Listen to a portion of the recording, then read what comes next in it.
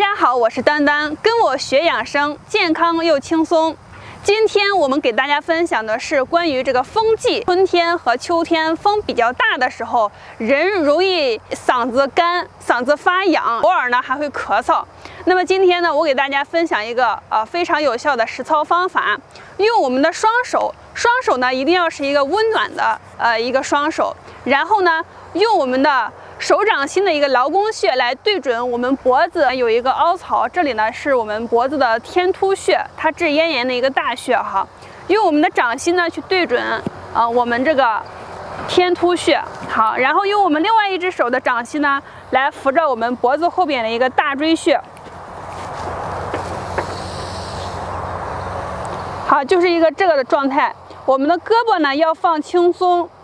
让我们的掌心轻轻的放在我们的脖子处就可以了，不要去用力的挤压它。好，轻轻的放在脖子处。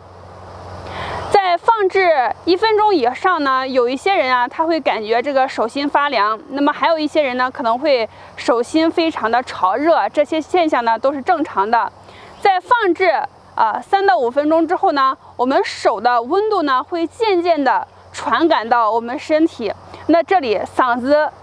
干、嗓子痒、咳嗽的情况呢，预防它的产生。嗓子这里呢发痒发干，还是因为我们身体受风了。所以说平时的时候，如果